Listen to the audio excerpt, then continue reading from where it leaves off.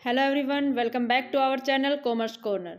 जैसा कि आपको पता है, हम कर रहे हैं अकाउंटेंसी का रिवीजन। उसमें हमने analysis of financial statement chapter शुरू कर रखा है, जिसमें हमारे मेनली दो टूल्स हैं, comparative statements and common size statements.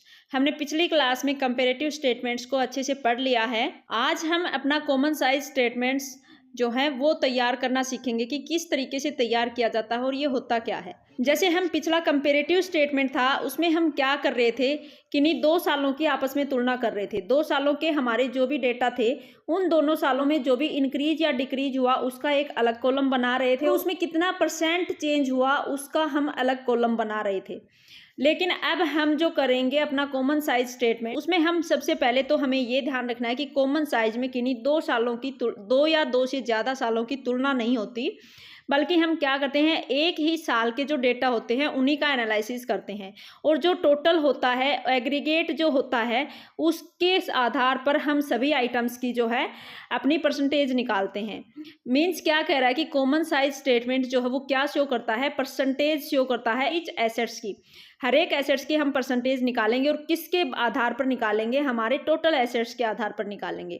Means हम क्या कर लेंगे, टोटल एसेट्स को यहाँ कॉमन मान लेंगे और उसके बेस पर हम अपनी सभी एसेट्स की क्या करेंगे, परसेंटेज निकालेंगे। इसीलिए इसको क्या कहा जाता है, परसेंटेज स्टेटमेंट भी कहा जाता है।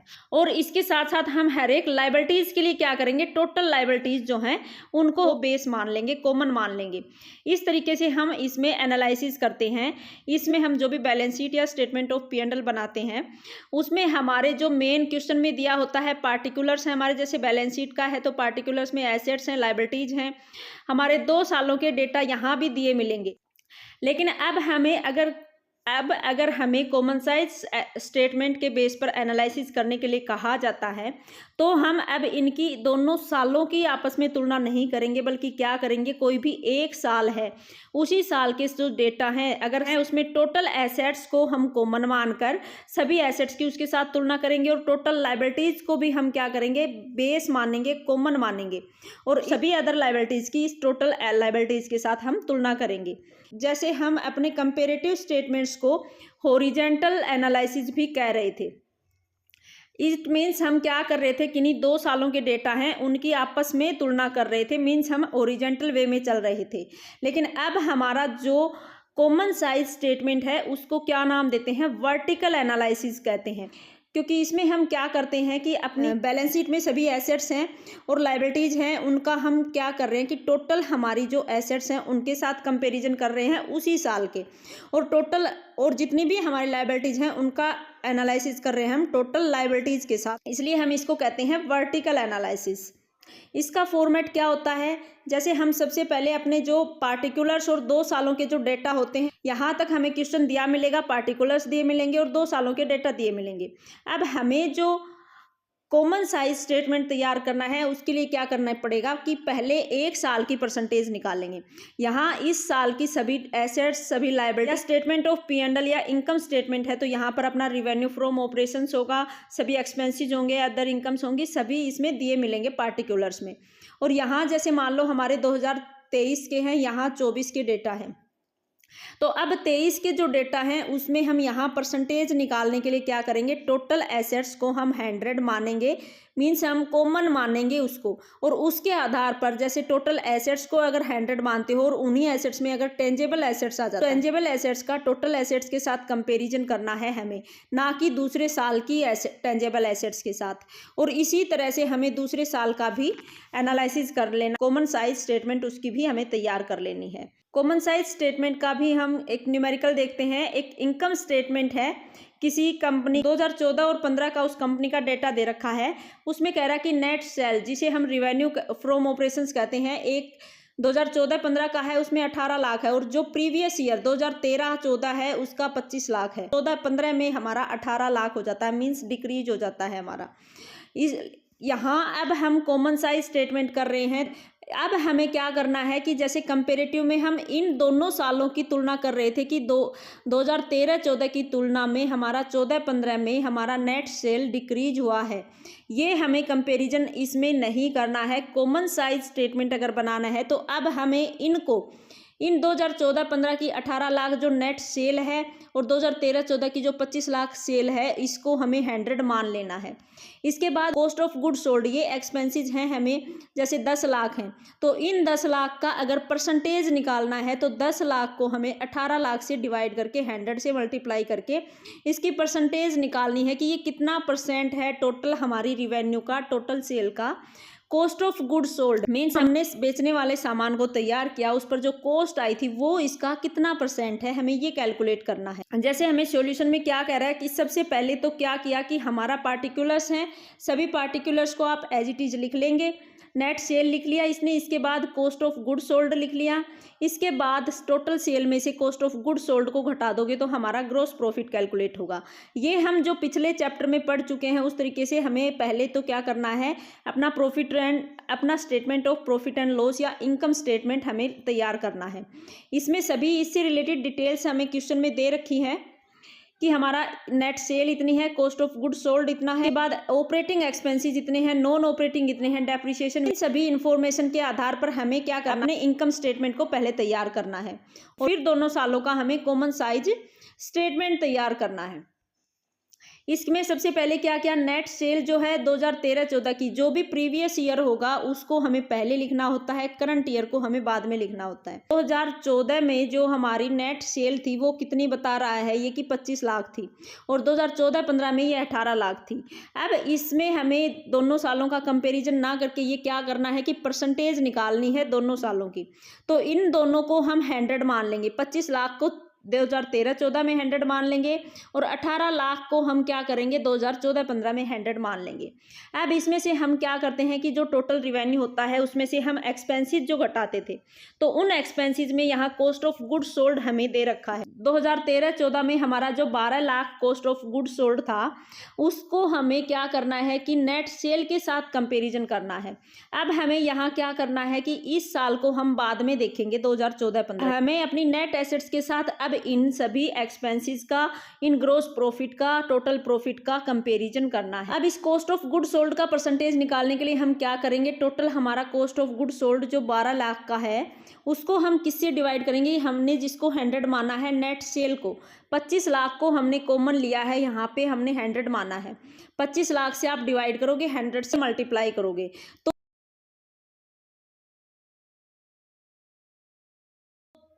तो हमारा 48% कैलकुलेट होकर आएगा। इसके बाद हम टोटल सेल में से अगर कॉस्ट ऑफ गुड सोल्ड को घटा देंगे तो हमारा जो ट्रेडिंग में हम लिखते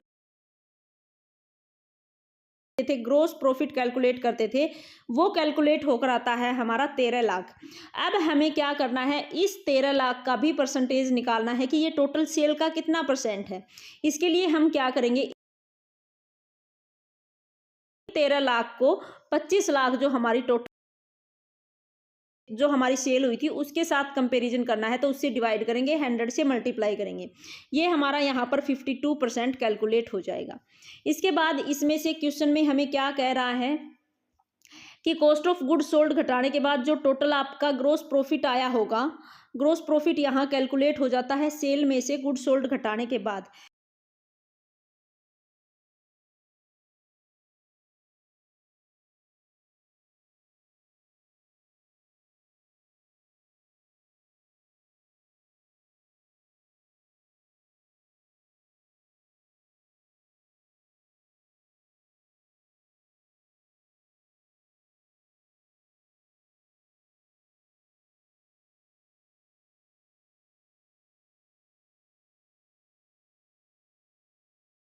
और आपको एक बात यहाँ ध्यान रखना है कि कॉस्ट ऑफ गुड सोल्ड जो अगर टोटल इसने कैलकुलेट हमें करके दे दी कि इस साल में 12 लाख है, तो हमें जो वेज जो होती है, हम जब अपना ट्रेडिंग अकाउंट बनाते हैं, ग्रोस प्रॉफिट कैलकुलेट करते हैं, तो उसमें सबसे पहले हम सेल में से क्या करते हैं कि कॉस्ट ऑफ गुड सोल्ड घटा देते हैं, उसमें से जो बैलेंस बचता है वो हमारा ग्रोस प्रॉफिट बचता है। और हमने क्लास 11th में भी जो हमने ट्रेडिंग अकाउंट पढ़ा था उसमें क्या करते थे, हम वेज को हम ट्रेडिंग अकाउंट में लिखते थे। तो ये वेज जो है इसका अलग से हमें नहीं दिखाना है क्योंकि ये वेज जो है वो हमारी कॉस्ट ऑफ गुड सोल्ड का ही पोर्शन बन जाती है। तो इसके लिए हम इस वेज को अलग से नहीं दिखाएंगे, बल्कि ये इसी में शामिल हो चुकी होगी। इसके बाद हम क्या करते हैं कि हमने क्या किया, हमारा ग्रॉस प्रॉफिट जो कैलकुलेट हुआ, उसके बाद प्रॉफिट एंड लॉस अकाउंट के जो आइटम्स होते हैं हमारे, उनमें हम क्या करते हैं कि operating and non operating expenses को शामिल करते हैं। अब हमारा ऑपरेटिंग एक्सपेंसेस जो है वो 1,20,000 बता रहा है ये 2013-14 में, और 80,000 बता रहा है 14-15 में। तो हमारा अब क्या करेंगे, हमारा जो टोटल ग्रोस प्रॉफिट आया था उसमें से हम अपने ऑपरेटिंग एक्सपेंसेस को घटा रहे हैं 1,20,000। अब इन 1,20,000 का भी परसेंटेज निकालना है। इसके लिए हम क्या करेंगे, 1,20,000 को इनको जो इसमें हमने नेट सेल को कॉमन माना था, 100 माना था, उस सेल से 25 लाख से हम डिवाइड करेंगे और 100 से मल्टीप्लाई करेंगे, तो ये परसेंटेज हमारा कैलकुलेट हो जाएगा। और इसमें भी हमें ध्यान रखना है, जो क्वेश्चन में हमें डेप्रीशिएशन दे रखा है, डेप्रीशिएशन को हम क्या करते हैं, ऑपरेटिंग एक्सपेंसेस का ही पोर्शन मानते हैं।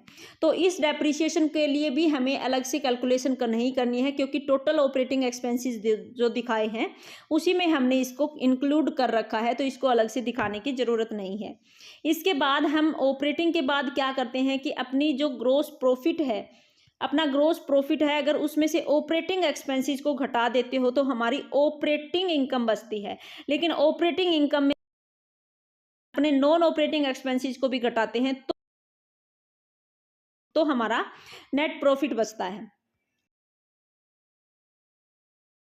अब अपनी जो ऑपरेटिंग एक्सपेंसेस घटाने के बाद जो ऑपरेटिंग इनकम बच जाती है, इसका भी हमें 11,80,000 को भी हमें इससे डिवाइड करना है और 100 से मल्टीप्लाई करना है। इसका भी हमें यहाँ परसेंटेज लिख देना है कि जो टोटल सेल है उसका ये कितना परसेंट है। इसके बाद हमने नॉन ऑपरेटिंग एक्सपेंसेस को घटा दिया, और 15,000 जो हमारे नॉन ऑपरेटिंग एक्सपेंसेस हैं इनका भी हमें क्या करना है कि 25 लाख से डिवाइड करना है और 100 से मल्टीप्लाई हमें करना है, तो ये इसका परसेंटेज निकल जाएगा। और इसके बाद इन नॉन ऑपरेटिंग एक्सपेंसेस को घटाने के बाद हमारे ऑपरेटिंग इनकम में से नॉन ऑपरेटिंग एक्सपेंसेस को घटाने के बाद जो प्रॉफिट बचेगा, उस प्रॉफिट का कंपैरिजन भी हमें नेट सेल के साथ करना है कि टोटल जो सेल हुई, जो टोटल हमारा रिवेन्यू आया, उस रिवेन्यू में से हमारा प्रॉफिट कितना निकल के आया, ये हमें यहाँ पर इसकी परसेंटेज निकालने के लिए क्या करना है, 11,65,000 को 25 लाख से डिवाइड और 100 से मल्टीप्लाई करके इसकी परसेंटेज निकाल लेनी है, जो 46.6 निकल कर आएगी।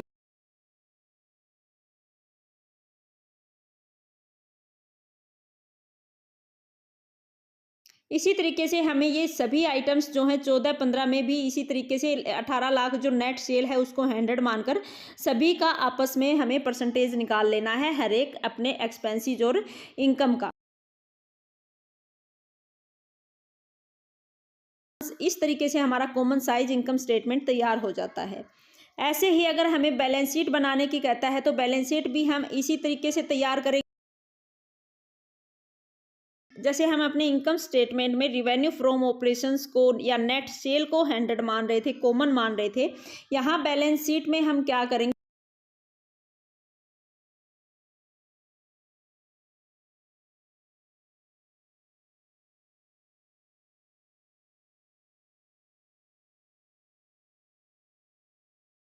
यहाँ जो टोटल अपनी लाइबिलिटीज हैं उनको हम 100 मानेंगे और अपनी जो भी लाइबिलिटीज का पोर्शन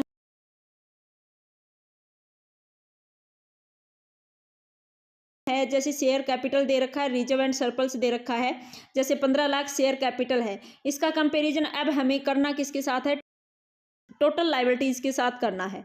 तो टोटल लाइबिलिटीज जो है उसके साथ डिवाइड करोगे, 100 से मल्टीप्लाई करोगे, इसका परसेंटेज निकल आएगा। इस साल का जो पहला हमारा साल है, जो हमारा पहला 2014 का साल है। इसी तरीके से हमें एसेट्स में भी क्या करना होगा, टोटल एसेट्स का जो हमारा है उसको हमें कॉमन मानना है, 100 मानना है,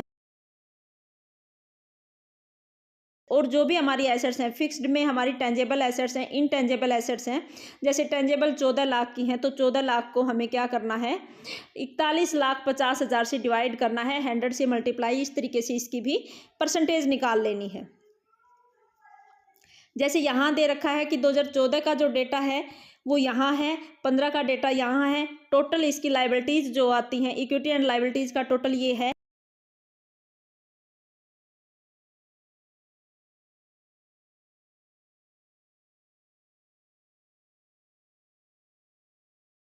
2014 का जो हम लाइबिलिटीज़ का अगर हम परसेंटेज निकाल रहे हैं,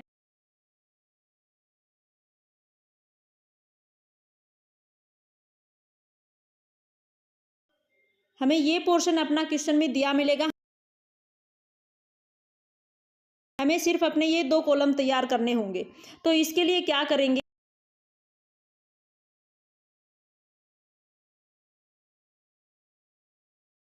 इन टोटल लायबिलिटीज़ को हमें 100 मान के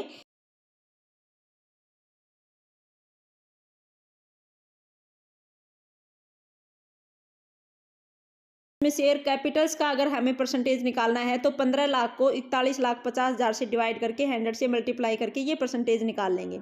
5 लाख हमारा रिजर्व्स है, इसका परसेंटेज निकालने के लिए 5 लाख को हम टोटल हमारी लायबिलिटीज़ हैं उनसे डिवाइड करेंगे, ये परसेंटेज कैलकुलेट हो जाएगी। इसी तरीके से हमारे जो एसेट्स हैं उनमें भी हम क्या करेंगे, अपनी टोटल एसेट्स है उसको हम 100 मान लेंगे, जैसे यहाँ मान रखा है। और इसके बाद हमारी जो टेंजिबल एसेट्स हैं 14 लाख, इसको 41,50,000 से डिवाइड करके 100 से मल्टीप्लाई करोगे तो 33.73% इसकी टेंजिबल एसेट्स हो जाएंगी। और इसी तरह इनटेंजिबल एसेट्स हैं 16 लाख, उसको भी 41,50,000 से डिवाइड करके परसेंटेज निकालोगे तो वो 38% हमारी कैलकुलेट हो जाएंगी। इसी तरीके से अगले साल का भी हमें यहाँ कंपैरिजन कर देंगे। अगला साल जो है हमारा 2015 का, इसमें भी क्या है कि हमारी टोटल लायबिलिटीज़ हैं उसको 100 मानना है, जैसे यहाँ है। और ये 12 लाख इसकी हमारी जो शेयर कैपिटल है इसका कंपैरिजन इसके साथ करने के लिए इससे हम डिवाइड करेंगे 100 से मल्टीप्लाई, ये हमारा 36.93% है हमारी जो टोटल शेयर कैपिटल है, वो टोटल इक्विटी एंड लायबिलिटीज़ का पोर्शन हो जाएगी। इसी तरीके से हमें अपनी टोटल लायबिलिटीज़ के साथ सभी आइटम्स का कंपैरिजन करके ये परसेंटेज निकाल लेने हैं। और ऐसे ही टोटल एसेट्स जो हैं उनको 100 मान के अपनी सभी एसेट्स का परसेंटेज इस तरीके से कैलकुलेट कर लेना है। आज के लिए इतना ही, मिलते हैं नेक्स्ट वीडियो में। Thank you, have a nice day.